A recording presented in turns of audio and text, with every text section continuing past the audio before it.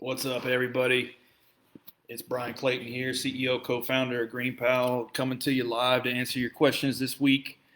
Let's get into it. Let's talk about what you guys need answers on. Opening up the questions right now. Let's take a look. First question this week comes from Ashley Watkins. The question they ask is, when hiring other coaches to scale a coaching business, should they be partners, independent contractors, or employees?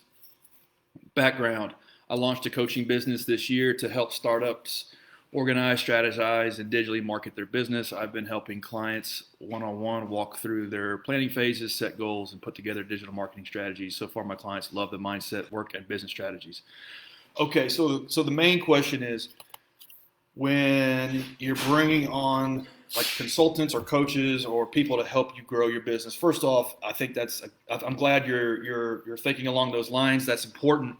Always bring in people who have done what it is you're trying to do. That's the first thing. Whoever you work with in any capacity, ask yourself, have they done or are they doing what it is I'm trying to do? Because there's a lot of kind of fugazi coaches out here and consultants and people selling courses and things of that sort, and they've never actually really done what it is that they're selling. And so that's the first thing. Like, look for evidence of that, and let that be your guide with who you want to work with. Second thing is, the most expensive way you can pay them is through some sort of equity of your business. So you want to use that as a last option or last resort. You always want to test the waters first, hiring them as a consultant, as an independent contractor on a pay per hour basis. And that's going to cover probably like 90% plus of the arrangements that you have with a consultant or a coach. In very rare circumstances, would it make sense to bring that person on as a partner of the business or as a equity owner in the business, for a couple reasons. One, once they become a member or an owner in your business, they are on what's called your cap table. And your cap table is like, okay, here's all the equity in our business and here's who owns what. Believe it or not, it's actually easier to get a divorce from your spouse than it is to get somebody off your cap table. So let that sink in. Like, think about if you're married, think about all the consideration you put forth into who you decide to marry and who you decide to spend your life with. You really need to put that a same amount of level of serious consideration into who you go into business with, who you let become an owner of your business. And that could be for investors or people who you decide to partner up with, like what you're talking about in your question. So in rare exceptions, I would tell you that 90%, maybe even 99% of the cases, when it comes to working with an outside person, would you want to give them equity in your business, bring them on as a co-founder? You always want to just pay them straight up for what they do on the project and how many hours they're working. And another reason is because if they're really good, they should help you increase sales. And you should be able to reinvest those sales into more coaching time, more consulting time, more of their bandwidth to help you work on the business. So I hope that helps. I'm glad you're thinking about bringing on outside people to help you keep moving forward. I think that's really smart. I think that's a good investment. Just do it wisely. Don't pay them in equity. Just pay them in cash. All right, next question by Sanal Perviv. If you have some extra cash in business, what would be your next move to grow the business? I am in the title searching business. We provide B2B services. Our clients are title insurance companies. Okay, so again, here we are. You're asking a really good question. You're making cash, and your question is, where do I put that cash to work, and how do I use that cash to make more cash? That's kind of one of the essences of a successful business is make money, use that money to make more money. Let's make money and then put money back to work. And so I'm glad you're thinking along those lines rather than, oh, I made some money, now time to go buy a Lamborghini. Don't do that. Use that money, make more money. So the question is, okay, well, what do I do with it? What do I do with it? And so a lot of times as a business owner, one of the hats you wear is the hat of a capital allocator. And that's a fancy word for I've got all this money and where do I put it back to work? And there's a couple different schools of thought. It should be glaringly obvious where you should put it back to work in terms of where are my log jams in the business? Where am I leaving money on the table? So you said you have a business where you do like the heavy lifting on title searching, and these title companies are subcontracting to you. Well, let's look at let's look at the business and where is the choke point? Where am I constrained? Am I getting more work than I can do? Are my clients giving me more work than I can execute? And am I having to turn work down? If that's the case, then let's look at like how we can bring on some more people to do the heavy lifting that you do. Let's look at how we can invest in a training system to step by step break down the process to bring people onto the team. So now you can maybe double your output or triple your output, and therefore you can bring on more work. And so that's where you might want to reinvest that money is how do I bring on somebody for a day a week, 2 days a week, or 5 days a week and pay them in an incentivized fashion to do more of the work. I know that sounds like an obvious answer, but let's go through those exercises of where is the business constrained? If it's constrained that I can't complete all of the work that I'm able to get from my clients, then I think that's where you can focus and where you can allocate that capital. Now, if the problem is on the inverse, it's like, okay, I'm working by myself and I'm working, 3-4 days a week, and I can do more. I can do more of this stuff. I can make more money. Well, then the problem is on the other side of the business in terms of how do I go out and market to more insurance companies, and how do I spend and reinvest this capital to get more of those folks into my business and to where I can do more work for them. And then you can solve the other problem that we just talked about. And so that's a little bit of a different problem. You need to create like a marketing system in terms of how do I develop awareness about my service? How do I get those people to my website landing page or on the phone with me? How do I develop a process to identify whatever their problems is and solve them? And then how do I keep them? And so really investing all of your money and time in that kind of process. Which, by the way, both of these are fundamentals of business, right? And it's going to take a long time and maybe a year to get this stuff figured out, but focus. Just do one or the other. Don't try to spread all your money over a bunch of different things because you're just going to piss it away. Great question. Glad your business is growing, and I'm glad you're thinking about reinvesting the capital right back into it. I think that's the best ROI you're going to get. Don't download the Robinhood app. Don't go buy GameStop stock with it. That's not investing. That's gambling. Reinvest in your own business, get it to 8 figures, sell it, and then go live a good life. Next question by Brad Coleman. What do you recommend for a guide on how to post via social media? Tips, tricks, books to follow. Background on the question. Hello, I own an e-commerce luxury brand, and I would love to know your input on posting on social media channels. Any recommendations, books, guys, channels to follow for tips? My name is Brad Coleman, founder of Carbon Thread Designs, a luxury auto smart apparel fashion brand that creates and designs apparel for auto enthusiasts while incorporating carbon fiber in our designs. It sounds pretty cool. Okay, so I like the fact that you've got kind of a fashion brand, it's apparel, it's what's called DTC, direct to consumer. You're making it, you're procuring it, you're selling it directly to your end customers.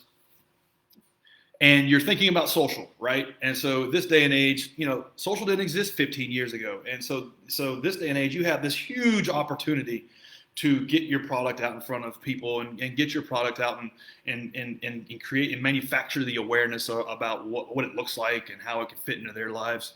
And this is a whole art form in and of itself. And to make it even more complex, I believe that every one of these social media channels independently is a separate and unique and distinct art form in and of itself. So the content that you want to post on Instagram is not going to be the same content as TikTok or Snapchat or Facebook or Twitter or Pinterest. And I believe that in order to be good at these channels, you have to just focus and just be damn good at one of them. So that would be my advice. First, pick one and spend a year or two uh, uh, pouring all of your effort and soul into that one channel. And maybe you might experiment a little bit in the beginning to figure out where you're getting the traction and the engagement. But I would really just focus on one. And if you're in apparel, odds are it's going to be Instagram, maybe TikTok. And I'm not a social media marketing expert, but I know enough to know that Instagram is like the platform made in heaven for anything related to fashion and apparel. Like if you do it well and you do it right, you can really crush it in terms of manufacturing the awareness around the brand and actually driving sales to your Shopify site or whatever you're using to sell the product. So I would really just focus everything on Instagram. The next thing is I would fire bullets, then cannonballs. And so what I mean by that is like I would just hand crank everything right off the bat, because only then do you know what kind of tools you need. Let's get a campaign going. Let's just create the best damn content for my brand, and it's like people wearing it in the context of automobiles. It's videos about people like. Testimonials or people like showing like and like you don't have to invent this stuff from scratch. Like go follow like the top 20 best fashion accounts on Instagram who are selling products. Like some of my favorites are Viori is a good one, Viroi. I actually just bought a backpack from a company called Osprey, Osprey.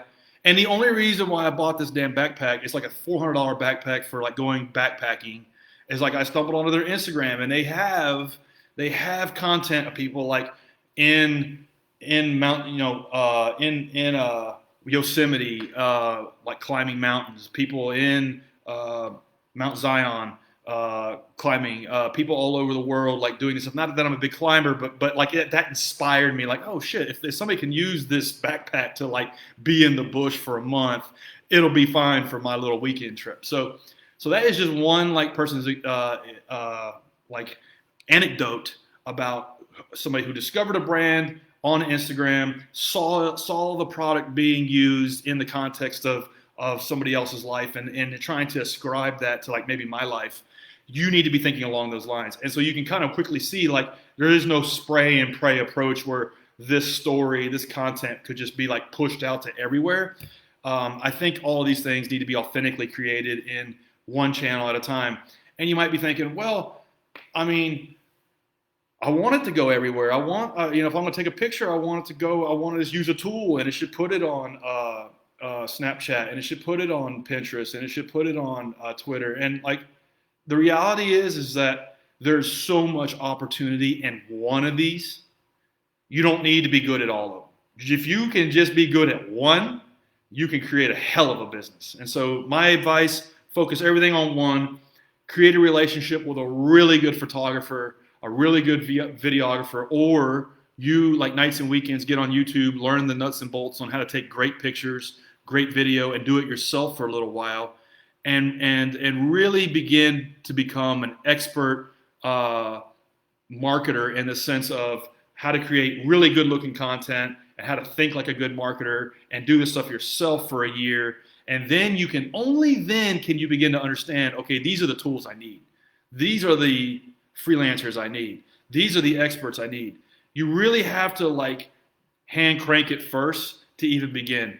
So like you can't start like flat-footed, go secure some magical tool, and then boom, you're an Instagram influencer. It's like you got to really gut it out for 6 months, start building the account, start like reading every blog post you can on growing an Instagram account, and do the stuff, and then you'll begin to unlock, okay, yeah, I need this tool that'll help me understand, I don't know, what hashtags are working well. I need this tool to understand what are the best other automobile fashion accounts, and it'll help me find them, and it'll help me like reach out to them to do collaborations. You'll begin to like understand it as you hand crank it. Right out the gate, there's no one size fits all tool for all of the social media channels. You're really going to have to drill in to get this thing going. Hope that helps. Good luck. And the what I'll leave you with is like, now is the time, because I think we got 5 more really good years of Instagram, and you've got an opportunity to create a business from scratch, and you've got a channel that's perfect for it. All right, last question is from Liv Gruber. Question they ask: how do you pay yourself from your business?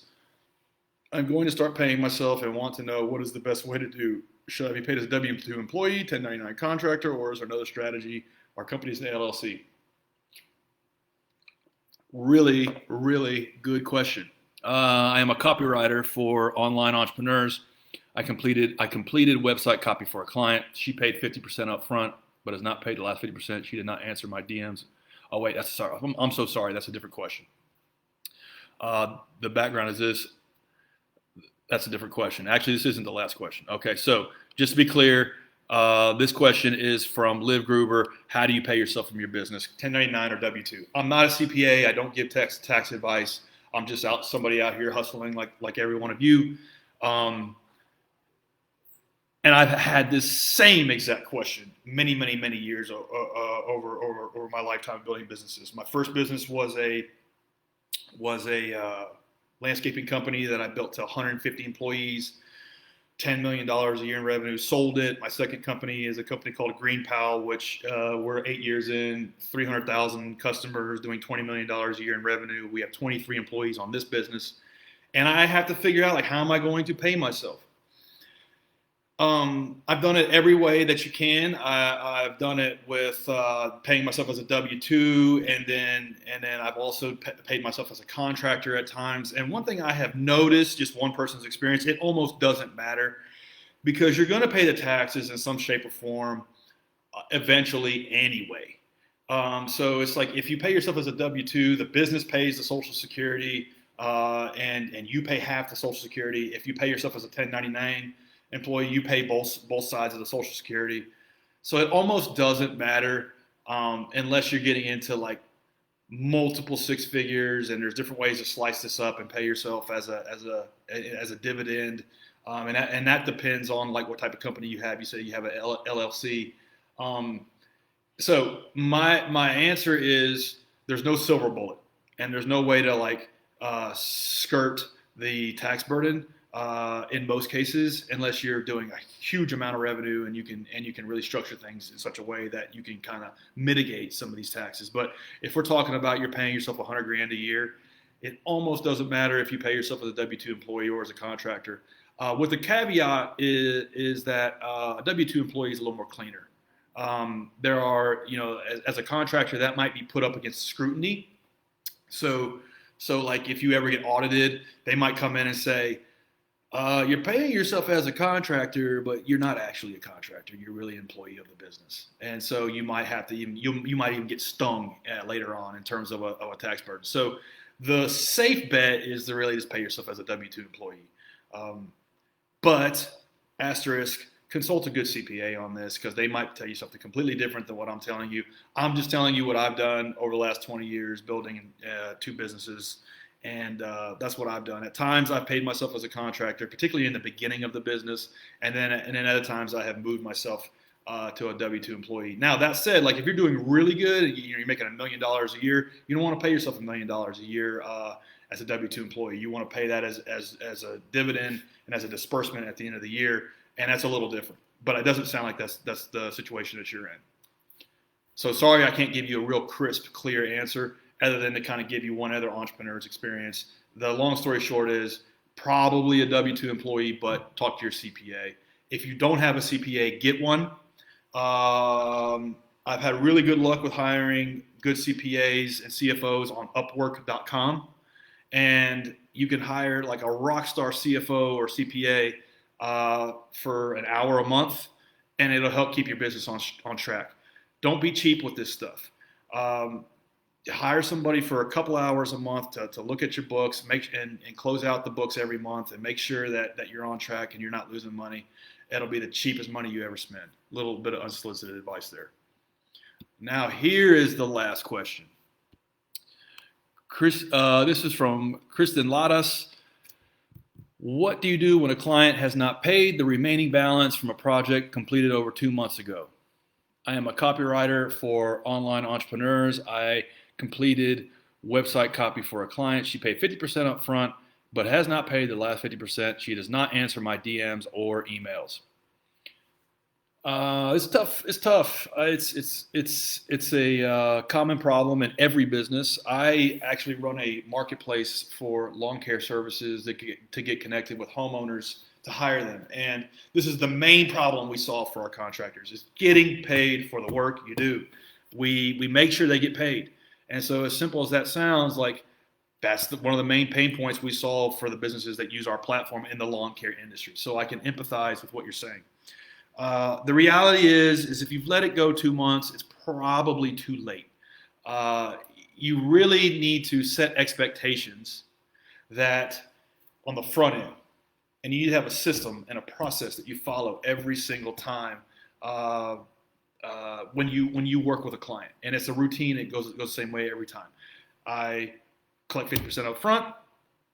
I deliver you the results. Everything look good? Cool. Okay, now I expect the remaining balance. Like literally that same day. Not I'm giving you 30-day terms, I'm giving you 60-day terms, I'm giving you 90-day terms. Because unless you're working with really big businesses, you're going to see a lot of default on that. And so my advice is, like, this didn't happen to you, this happened for you. And look at this as a learning experience. You're probably not going to collect that money if it's gone 60 days and it's a small business and they're unresponsive. So you can look at it a couple different ways. You can say, okay, well, I do pretty good on the 50% I collect, and so I'm not going to get too worried about if I don't ever collect the last half, because I know I'm going to get burnt like 1 out of 10 times or 3 out of 10 times. You can look at it that way. You can look at it like I'm going to be a hard ass and I'm going to make damn sure they pay me the remaining 50% when I deliver the service. I think it's one of the two. I think if you're extending 30-day terms to other small businesses, you're going to get burnt a lot. And so you kind of have to navigate and figure out like what risk you're willing to take on. The other thing is there are some decent collection agencies. I don't have a one right off the top of my head. You can look at that, but that's going to go back to what does the original contract look like? Did you have them sign an agreement? What do those terms look like? Are they really crystal clear? Because if that's not all buttoned up, then you probably don't have a leg to stand on. Another thing is if you're doing copywriting, you can really look at some of these platforms as a way to grow your business and as a way to ensure you don't get screwed again. And one of those is Upwork.com. You can get on Upwork.com. It's going to take a while to get a reputation going and get some momentum going on that platform. But guess what? You don't have to worry about collecting for the second half. And so if it's a major pain point in your business, you might look at selling your services through some of these platforms. I'm sure there's actually a platform just for copywriting that might be a good fit for you. So the answer is nuanced. It depends on how much of a hard ass you want to be up front and collecting payment when you deliver the service the same day. Otherwise, you're going to get screwed probably 2 or 3 times out of 10 if you're working with other small businesses. And you just kind of have to factor that with what kind of how the nuance in which you want to run your business. Hope that helps.